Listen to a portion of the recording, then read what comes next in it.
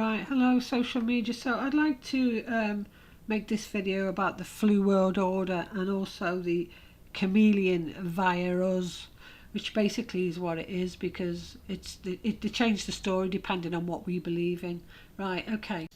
So myself and other people have shared on YouTube and other social media platforms how there was the different meetings that were going on just prior to this chameleon virus, and how many we had event 201, which was a simulated exercise, and there's been lots of military meetings with NATO, etc. I've made videos about them in on my other videos, so go and check them out if you want to see what I'm talking about.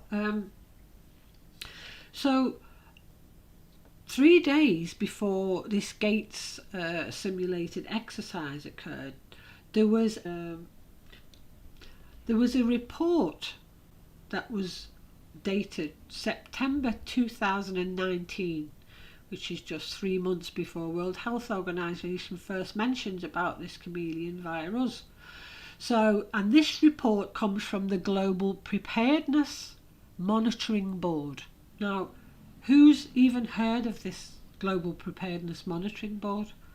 Co-convened by World Health Organization and the World Bank, financially supported by Gates and the German government, as well as the Wellcome Trust, with involvement from universities and the usual crowd. Now, some of the members of this group are also the Chinese CDC, Dr. Gao, G-A-O, the Director General of the Chinese CDC, Anthony Fauci, the Gates Foundation and the Wellcome Trust.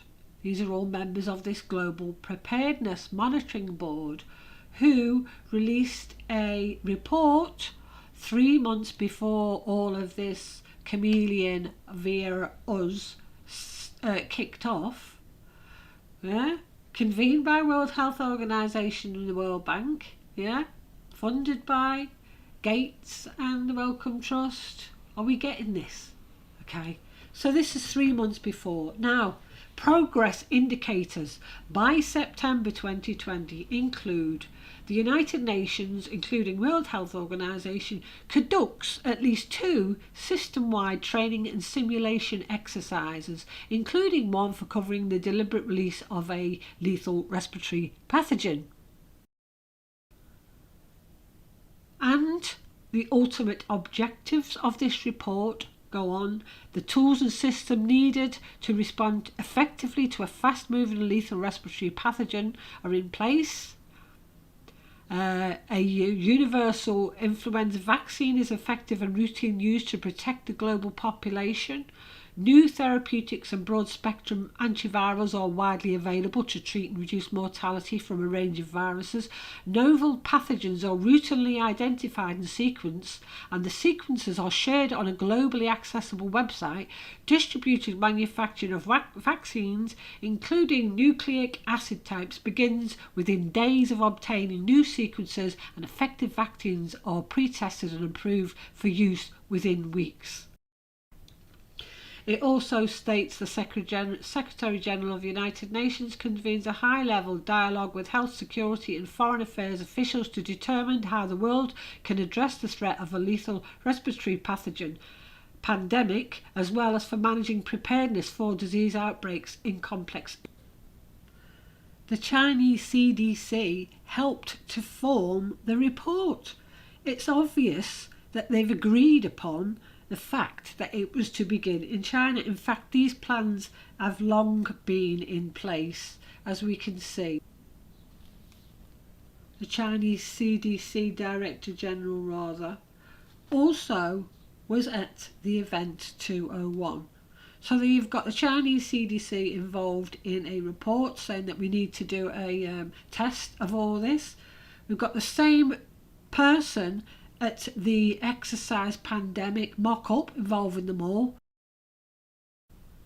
This is evidence that all the agencies that are involved in this so-called pandemic, including the UN, World Health Organization, governments, health departments, all of them, they were all informed by this Global Preparedness Board in September that for the next year, up until September 2020, they would be having 2 tests, one of which to have a global response to a lethal virus that causes a pandemic, and that the objectives that they had in that report were the exact same objectives that we're having for this pandemic. Can you see what this is implying?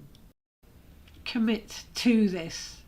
They basically have got to put all the resources in, financial or domestic resources, to commit to this sustainable goals from the UN, and also the state that the countries will have completed an assessment for their capacities by July. And then another progress indicator by September 2020 is that a minimum of 59 countries that have completed a NAPHS, so they would have had it audited by July of 2019, and then they have to come up with a plan.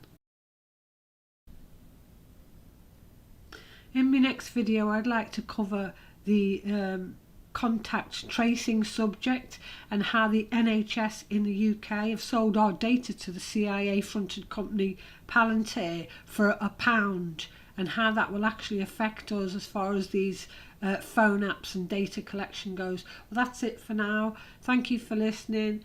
Stay vigilant.